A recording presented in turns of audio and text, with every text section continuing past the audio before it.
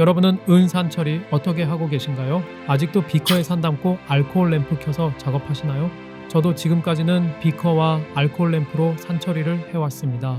작은 반지, 얇은 은선, 작은 부품들은 사실 큰 문제가 없었습니다. 그런데 팔찌도 만들게 되고 긴 사각봉이나 대형 판재를 산처리해야 할 때부터 문제가 생기기 시작했습니다. 비커는 용량이 부족하고 한쪽만 잠기며 불은 계속 신경 써야 했죠.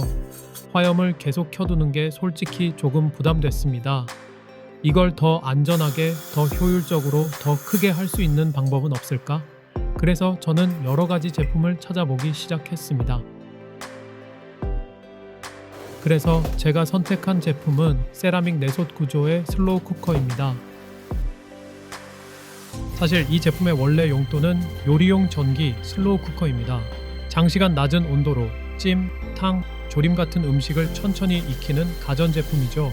즉, 끓이는 기계가 아니라 일정 온도를 오래 유지하는 기계입니다.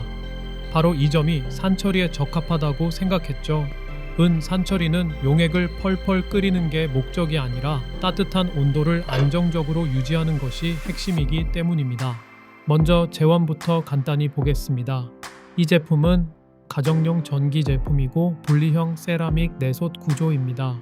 위에는 유리 뚜껑이 기본 구성으로 포함되어 있습니다.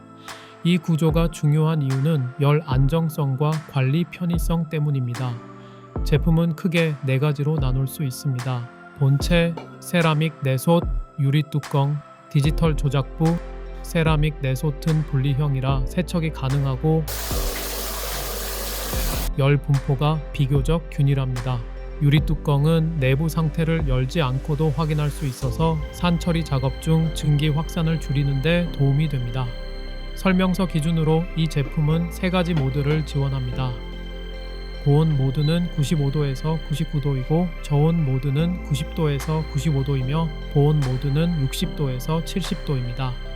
산처리에서는 용액을 끓이는 것이 목적이 아닙니다.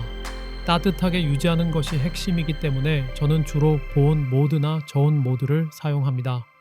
알코올 램프와 비교하면 가장 큰 차이는 온도 유지의 안정성입니다.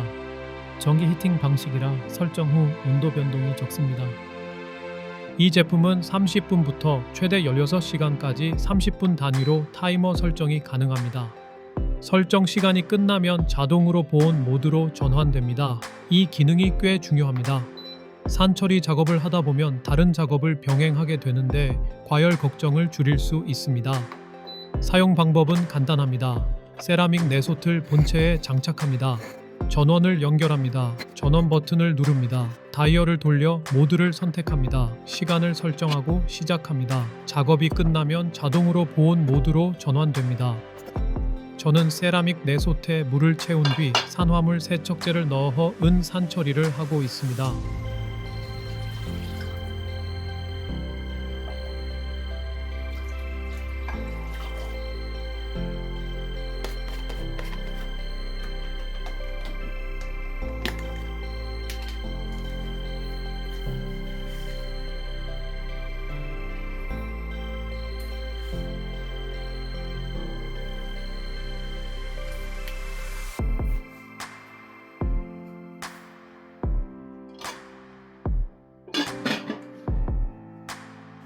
그리고 공간이 넓기 때문에 산처리와 함께 동이나 황동을 작은 비커에 따로 넣어 동시에 중탕 처리할 수 있습니다.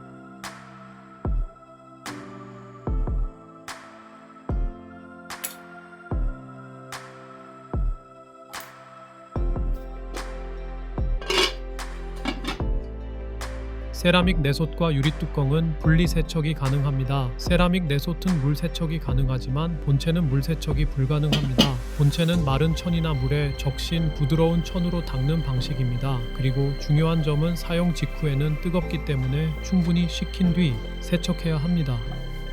주의사항도 있습니다. 사용 중 이동 금지입니다. 항상 사용 중 고온 상태의 접촉을 주의하세요. 세라믹 금냉은 깨질 수 있으니 금지입니다. 전원 코드 손상도 주의하세요. 특히 황의는 기본입니다. 오늘 영상에 은 산처리 작업을 더 안전하고 편하게 하는데 조금이라도 도움이 되셨다면 구독과 좋아요로 이 실험을 응원해 주세요. 좋아요 하나가 제가 다음 장비를 테스트해 볼 수 있는 힘이 됩니다. 댓글에는 여러분은 어떤 방식으로 산처리를 하고 계신지, 또 궁금한 장비나 비교해보고 싶은 제품이 있다면 남겨주세요. 여러분의 작업 방식이 다른 분들에게도 큰 도움이 됩니다. 앞으로도 공방에서 직접 써보고 실제로 도움이 되면 공유하겠습니다. 지금까지 레이디다즈였습니다. 감사합니다.